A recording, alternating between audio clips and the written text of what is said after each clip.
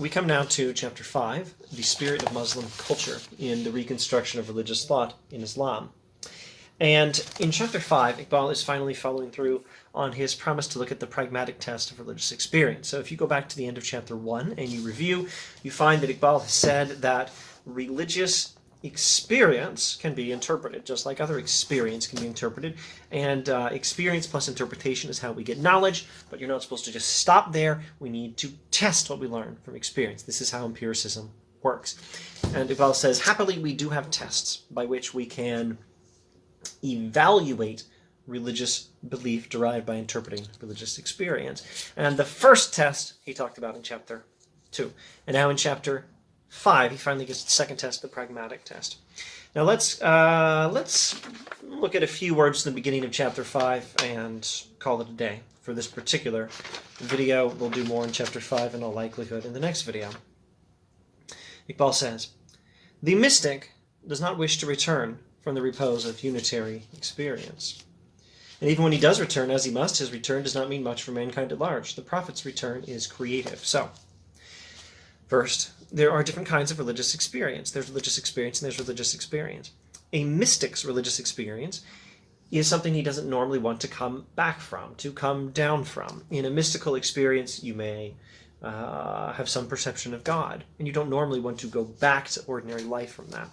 A prophetic religious experience is different. In a prophetic religious experience, we want to come back constructively, creatively. We want to come back and build up the world in light of our religious experience, which is something a mystic doesn't normally want to do. The mystic just wants to hold on to the mystical experience, and if he can't, well, it's a shame for him.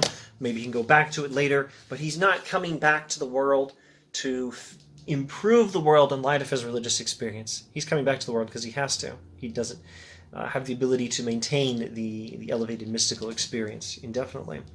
A prophet is different. A prophet needs to come back, wants to come back, doesn't come back merely by necessity, comes back creatively, constructively to apply his religious experience in the world and recreate the world in light of it.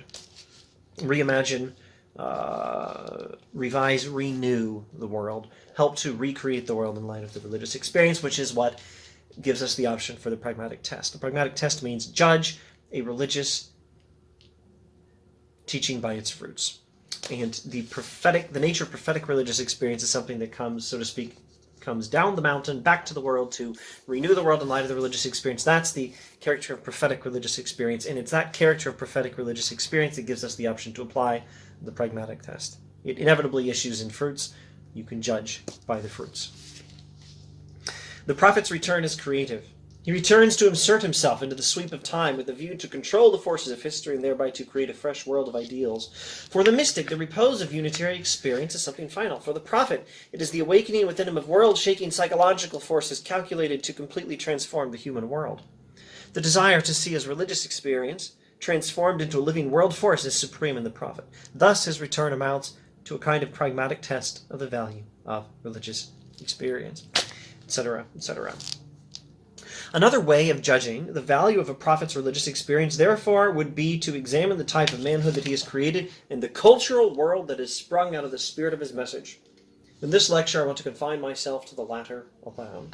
So you can evaluate a prophet's religious experience by looking at the cultural world that sprung out of the spirit of his message. And Iqbal is going to do that with a quick look in this chapter based on the lecture that the chapter originally was.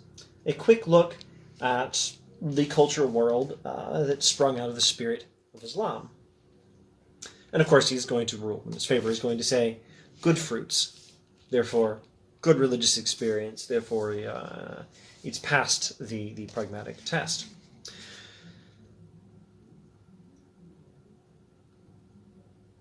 A prophet may be defined as a type of mystic consciousness in which unitary experience tends to overflow its boundaries and seeks opportunities of redirecting or refashioning the forces of collective life.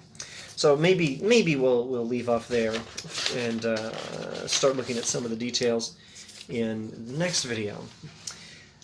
But it's worth mentioning that if you want to get technical, the mystical form of religious experience is not, strictly speaking, distinct from the prophetic form. The prophetic form can be defined as a type of mystical experience, but it's a special type. It's a type where we don't just have the mystical experience where we would normally be quite content to stop there. Nope, it's the type where we must return to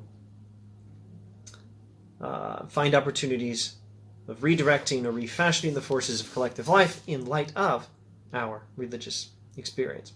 So I guess I won't end the video just yet. I want rather to fix your gaze on some of the ruling concepts of the culture of Islam in order to gain an insight into the process of ideation that underlies them, and thus to catch a glimpse of the soul found expression through them.